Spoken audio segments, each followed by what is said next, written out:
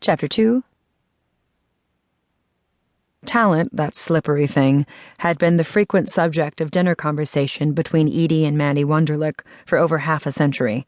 They never tired of it, and if someone studied word frequency in the dialogue of this now elderly couple, they might note that talent kept appearing, though really Manny Wunderlich thought, as he sat in the underheated dining room of the big gray house off-season, occasionally when they said it, they meant success. "She became a great talent," his wife was saying as she served him a spoonful of potato, banging the spoon against his plate to release it, though it apparently did not want to be released.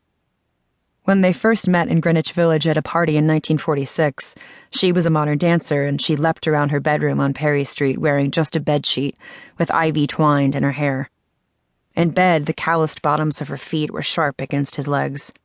Edie was a gorgeous avant-garde girl back in the day when that could be a full-time occupation, but in marriage she slowly became less wild. To Manny's great disappointment, though, her domestic skills didn't rise to the fore as her sexual and artistic ones receded. Edie proved to be a dreadful cook, and throughout their life together the food she prepared was often like poison.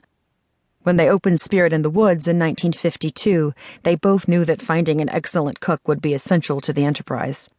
If the food wasn't good, then no one would want to come. Edie's shy second cousin, Ida Steinberg, a survivor of that other kind of camp, as someone had tastelessly said, was hired, and in the summertime the Wunderlichs ate like royalty.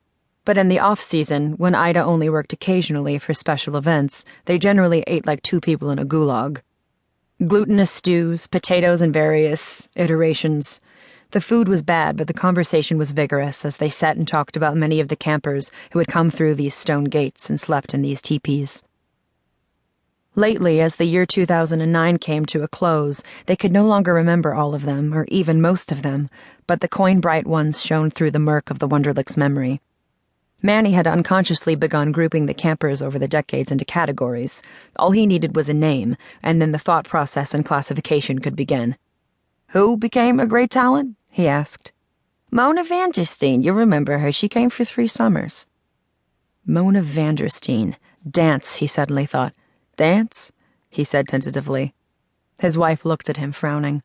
Her hair was as white as his hair and his out-of-control eyebrows, and he could not believe that this thick, tough old pigeon was the same girl who'd loved him the way she had done back on Perry Street just after the Second World War.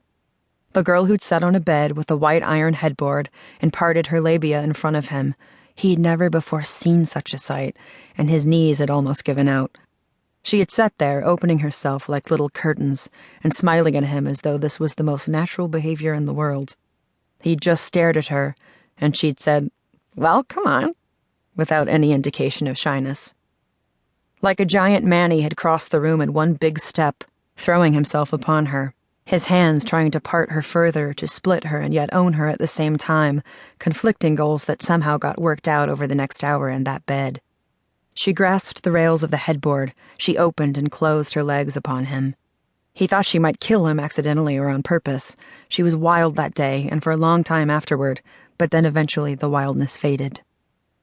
The only part that now remained of that slight, flexible girl was the cheese-grater texture of the heels of her feet. Her body had been stocky since the early 1960s, and it wasn't childbirth that had done this.